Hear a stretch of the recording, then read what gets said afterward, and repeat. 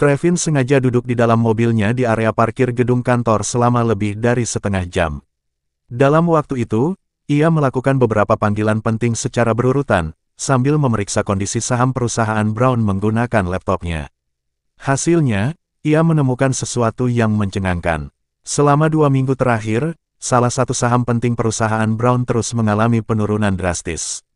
Dengan kecepatan seperti ini, jika situasinya dibiarkan, dalam waktu seminggu atau lebih, fondasi perusahaan Brown bisa hancur. Perubahan mendadak dalam posisi stabil Brown di dunia bisnis membuat Trevin menyimpulkan bahwa seseorang sedang memainkan peran besar di balik layar. Orang itu jelas memiliki niat buruk terhadap keluarga Brown. Namun, yang membuat Trevin terheran-heran adalah sikap Elian Brown. Meski perusahaannya berada di ambang krisis, ketua Brown itu tampak santai di ruang tunggu Hun Corporation. Ia duduk dengan tenang, menyilangkan kakinya sambil menikmati teh, seolah-olah tidak ada masalah apapun. Trevin menutup laptopnya, merenungkan situasi ini dalam diam. Ia merasa ini adalah peluang yang datang di waktu yang tepat. Dengan amarah yang masih tertahan setelah pertengkarannya dengan Kalila, ia membutuhkan pelampiasan. Dan kini, Elian Brown muncul seperti sasaran yang sempurna. Trevin bertanya-tanya apakah Brown ingin memindahkan risikonya ke Hun Corporation. Apakah dia berencana memanfaatkan aku untuk menghancurkan pesaingnya? Pikir Trevin sambil memiringkan kepala, seringai dingin terlukis di wajahnya. Apa yang sedang direncanakan oleh rubah tua itu kali ini? Trevin mengakui bahwa keluarga Hun tidak pernah menerima perintah sembarangan dari pihak lain. Bantuan, persahabatan, dan kerjasama mereka selalu datang dengan harga yang mahal. Namun, jika ada keuntungan besar yang bisa diraih dengan usaha minimal, tentu ia tidak akan menolaknya. Setelah mengambil keputusan, Trevin keluar dari mobilnya, membanting pintu, dan langsung menuju gedung kantor Hun Corporation. Pertemuan antara eksekutif senior dua perusahaan besar seperti Hun dan Brown adalah peristiwa yang jarang terjadi. Saat memasuki ruang tunggu, Trevin melihat Elian Brown duduk di sana. Tuan Brown, kedatangan Anda ke Hun Corporation telah membuat tempat ini bersinar, ucap Trevin ringan, berjalan mendekati pria itu tanpa sedikit pun rasa hormat dalam nadanya. Elian Brown tetap tenang, ekspresinya datar, tidak tergoyahkan oleh kata-kata Trevin. Orang yang tidak mengetahui situasi sebenarnya mungkin berpikir semuanya baik-baik saja dengannya. Tidak ada yang bisa menebak dari sikap atau ekspresi Brown bahwa perusahaannya sedang berada di bawah tekanan besar dan berisiko runtuh jika tidak segera ditangani. Dengan tatapan penuh wibawa, Elian Brown tersenyum ramah dan berkata, bersikaplah sedikit rendah hati. Kebangkitan Hun adalah karena kerja kerasmu. Aku yakin orang-orang generasi sebelumnya pasti takut berbisnis denganmu karena mereka tak mampu bersaing. Pujian yang tidak terduga itu membuat Trevin terdiam sejenak. Sikap Elian Brown tidak seperti seorang pengusaha tua yang datang untuk membuat kesepakatan, melainkan lebih seperti seorang mentor yang berbicara dengan tulus. Dia memang pria tua yang penuh karisma, pikir Trevin sambil menghapus pikirannya untuk melampiaskan kemarahan pada Brown. Setelah itu, Trevin mempersilakan Elian ke kantornya. Setelah keduanya duduk, Elian mengeluarkan sebuah dokumen dari tas kerjanya dan menyerahkannya kepada Trevin. Tuan Hun, ini adalah struktur kepemilikan saham perusahaan kami. Tentu saja, ini bukan sesuatu yang biasa diserahkan oleh perusahaan lain. Trevin terkejut. Bahkan dalam situasi kebangkrutan atau likuidasi, jarang sekali sebuah perusahaan menyerahkan dokumen sepenting ini kepada pihak luar. Satu-satunya alasan yang masuk akal adalah keluarga Brown ingin melepaskan masalah ini dan mencari pihak lain yang bisa menanggungnya. Karena dokumen ini diberikan secara sukarela, Trevin memutuskan untuk memeriksanya. Ia perlahan menelusuri halaman demi halaman dokumen itu, yang berisi informasi mendalam tentang saham perusahaan Brown, rahasia yang biasanya dijaga dengan ketat. Setelah selesai membaca, Trevin mengangkat pandangannya, menatap Elian dengan mata tajam. Tuan Brown, apa maksud Anda datang malam ini? Tanyanya, nada suaranya datar, tapi mengandung rasa ingin tahu yang dalam. Elian menghela napas pelan, sulit untuk dijelaskan, katanya sebelum mulai memaparkan situasinya. 3 bulan lalu, keluarga Brown menerima tawaran dari sebuah bisnis luar negeri. Manajer departemen mereka merasa kesepakatan itu menarik dan keuntungannya besar, sehingga ia memutuskan untuk menyetujuinya tanpa berkonsultasi lebih dulu. Namun, kesepakatan itu mencantumkan janji ekuitas dalam kontrak. Kesalahan fatal ini memberikan pihak lawan keuntungan besar untuk mengeksploitasi keluarga Brown. Kami terlalu fokus pada keuntungan cepat sehingga gagal melihat risiko yang tersembunyi, jelas Elian. Akibatnya, Yayasan Brown terpukul keras. Mereka membutuhkan pihak lain yang bersedia mengakuisisi bisnis luar negeri tersebut, bekerja sama dengan Brown, dan menghasilkan keuntungan cepat dalam jangka pendek untuk menutupi kerugian. Trevin menyandarkan punggungnya ke kursi, memandang Elian dengan pandangan tajam dan malas. Tuan Brown, apakah maksud Anda keluarga Hun harus ikut campur? Tanyanya, nada suaranya mencerminkan rasa waspada dan skeptis. Tuan Elian Brown menatap Trevin dengan mata penuh kehati-hatian dan pikiran yang tak terucapkan. Dia tidak langsung menjawab pertanyaan Trevin. Pikirannya saat ini dipenuhi pertimbangan, mungkinkah Trevin benar-benar ingin membantunya dengan tulus? Atau, adakah motif tersembunyi di balik sikapnya? Kekhawatiran terbesarnya adalah kemungkinan Trevin akan menyerang keluarga Brown jika keluarga Hun menderita kerugian akibat risiko besar ini. Meskipun Hun Corporation saat ini berada di puncak rantai bisnis, Elian sadar bahwa segala sesuatu di dunia bisnis bersifat sementara. Posisi Hun yang kokoh pun bukan sesuatu yang dijamin akan bertahan selamanya. Keluarga Hun sendiri pernah berada di ujung jurang kehancuran sebelum Trevin mengambil alih sebagai CEO. Ia berhasil mengubah keadaan, menyelamatkan perusahaan dari kehancuran, dan bahkan membawa Hun Corporation ke puncak kejayaan. Trevin Hun dikenal sebagai seseorang dengan insting bisnis tajam dan langkah-langkah strategis yang tak tertandingi. Semua kemenangan yang ia raih membuat namanya dikenal luas di dunia bisnis. Dia memang memiliki keterampilan yang luar biasa, pikir Tuan Brown sambil mengerutkan alisnya, memikirkan dengan serius langkah apa yang harus ia ambil. Bagi keluarga Brown, ini adalah saat yang menentukan. Cepat atau lambat, tanpa bantuan, perusahaan mereka akan bangkrut. Itu hanya soal waktu. Baiklah, kata Trevin akhirnya, nada suaranya penuh keyakinan. Aku akan mengambil perusahaan luar negeri itu. Trevin yang sepanjang hari ini dipenuhi rasa kesal, mendadak merasa pikirannya jernih. Insting bisnisnya memberitahunya bahwa kesepakatan ini adalah peluang yang tidak boleh dilewatkan. Saat memeriksa dokumen yang diberikan oleh Tuan Brown, Trevin sempat terkejut ketika melihat nama perusahaan yang dimaksud. Namun ia segera menguasai dirinya. Kebetulan sekali, perusahaan itu memang sudah ada dalam daftar target akuisisinya. Sebelumnya, ia ragu karena informasi yang ia miliki tentang perusahaan itu tidak cukup mendalam. Tapi, dengan dokumen yang dimiliki Brown, Trevin kini bisa mempercepat rencananya. Setuju, kata Trevin dengan nada puas sambil mengangkat alisnya sedikit dan menepukkan tangannya. Sekretaris yang berada di luar pintu segera masuk, membawa rancangan kontrak kerjasama. Ia menyerahkan dokumen tersebut kepada Tuan Brown. Tuan Brown, silakan lihat syarat-syarat kerjasama kami, kata sang sekretaris sambil berdiri dengan kepala sedikit menunduk. Tuan Brown terkejut melihat betapa cepatnya keluarga Hun menyiapkan kontrak tersebut.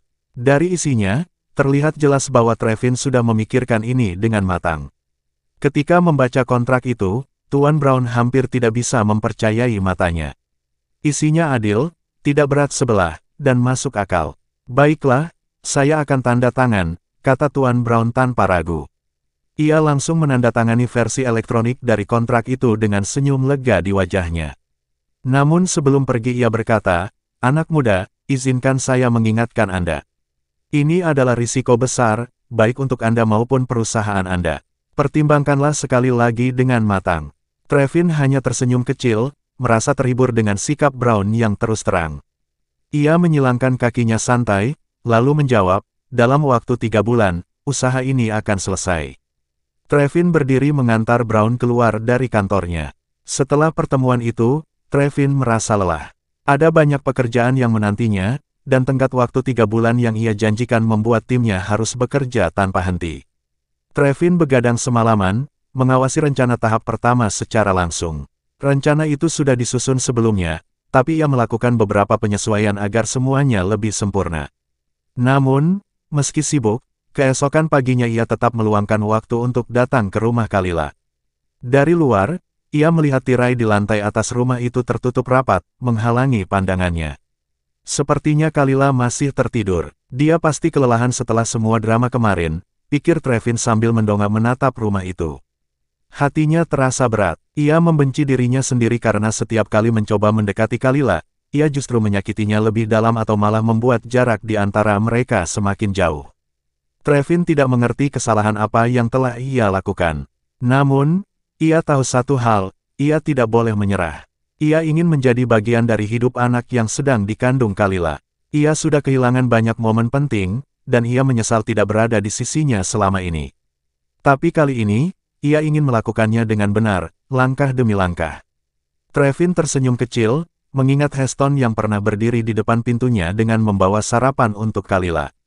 Dengan cepat, ia memutuskan untuk memesan sarapan untuk istrinya yang sedang hamil. Trevin mengusap pelipisnya yang lelah, menyadari bahwa meskipun ia telah menguasai banyak taktik bisnis selama bertahun-tahun, ia tidak tahu cara merawat orang lain, terutama seorang wanita hamil. Namun, memikirkan anak dalam kandungan Kalila membuat hati Trevin terasa hangat, menghilangkan semua rasa lelahnya. Ia membayangkan bagaimana rasanya bangun setiap pagi dan melihat Kalila berada di sisinya, memeluknya dengan lembut. Hal-hal kecil itu, yang dulu ia anggap biasa, kini terasa begitu berarti. Senyumnya, tawanya, bahkan aromanya, semuanya membuat Trevin rindu. Aku hanya ingin Kalila kecilku mencintaiku sekali lagi, pikir Trevin sambil menatap rumah itu dengan penuh harap. Trevin berniat memesan sarapan untuk Kalila, tetapi karena tidak tahu restoran sarapan apa saja di area tersebut, ia memutuskan mencari melalui Google. Setelah beberapa saat, ia menemukan kafe terkenal yang terletak tidak jauh dari lokasi Kalila. Mengikuti rute di peta, Trevin segera menuju ke tempat itu. Saat sedang berjalan, matanya tertuju pada logo yang tampak familiar di papan nama sebuah toko di seberang jalan. Ia segera menyeberang dan masuk ke dalam toko tersebut. Di konter, seorang pegawai menyambutnya dengan ramah. "Halo, selamat pagi Pak. Ada yang bisa saya bantu?" tanya petugas loket sopan. Trevin menjawab singkat, "Apakah toko ini menyediakan layanan pengantaran?"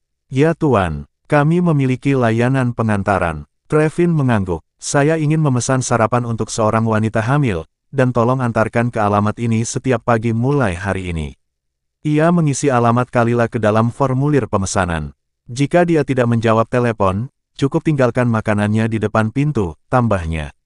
Sebenarnya, Trevin ingin mengantar sarapan itu sendiri, tetapi ia takut Kalila akan menolak dan membuangnya begitu saja jika mengetahui bahwa makanan itu darinya. Ia tahu Kalila masih marah dan tidak ingin memperkeruh suasana. Setelah menyelesaikan pesanan, Trevin melirik jam di pergelangan tangannya. Waktu sudah menunjukkan bahwa ia harus segera pergi bekerja. Namun sebelum beranjak, pelayan toko tiba-tiba menanyakan sesuatu. "Tuan, apakah istri Anda memiliki alergi makanan atau ada rekomendasi dokter terkait makanan tertentu yang harus dihindari?" tanya pegawai itu dengan hati-hati. Trevin terdiam sejenak. Pertanyaan itu membuatnya berhenti di tempat. Setelah berpikir, ia menggumam, "Aku tidak tahu." Pegawai itu tersenyum tipis tetapi tetap menegur dengan sopan, "Pak, sebaiknya Anda mencari tahu dulu." Wanita hamil memerlukan perhatian khusus dalam pola makan mereka. Makanan yang salah bisa menimbulkan risiko pada kehamilan. Trevin merasa bersalah mendengar peringatan itu. Ia tahu pegawai tersebut benar. Tanpa informasi yang jelas, ia tidak bisa memastikan sarapan yang ia pesan aman untuk Kalila dan bayinya. Seorang pegawai parubaya di toko itu menyarankan, "Tuan, bagaimana jika kami menyiapkan sarapan bergizi standar hari ini? Anda bisa menyesuaikan pesanan setelah mendapatkan informasi yang lebih lengkap." Trevin akhirnya setuju. "Baik, lakukan itu untuk sementara. Tambahkan namaku di pesanan ini, dan cantumkan nomor ponselku jika ada sesuatu yang perlu dikonfirmasi." Ia menyerahkan kartu namanya sebelum pergi. Saat menyetir kembali ke kantor, perasaan tidak berdaya menyelimuti Trevin. Ini pertama kalinya dalam hidupnya ia merasa tidak tahu apa yang harus dilakukan. Bagaimana aku bisa menjaga mereka jika aku bahkan tidak tahu makanan apa yang aman untuknya? Pikirnya dengan frustrasi. Setelah mempertimbangkan, Trevin akhirnya menelepon sekretarisnya Roland. "Roland, atur kursus tentang pola makan sehat untuk wanita hamil secepat mungkin," perintahnya langsung. Roland yang baru saja begadang semalaman untuk menyelesaikan proyek perusahaan, terbangun dengan mata masih mengantuk. Ia mengangkat telepon sambil mencoba memahami instruksi bosnya. "Kursus pola makan untuk wanita hamil." Gumam Roland bingung. Kata-kata itu membuatnya tertegun. "Presiden, Anda akan menjadi seorang ayah. Tanya Roland mencoba memastikan, meskipun suasana beberapa hari terakhir membuatnya ragu. Ya, jadi berhentilah bicara omong kosong dan segera urus kursusnya. Jawab Trevin dengan nada setengah bahagia, setengah tegas. Ia segera menutup telepon tanpa memberikan kesempatan Roland bertanya lebih jauh. Roland hanya bisa menghela napas panjang.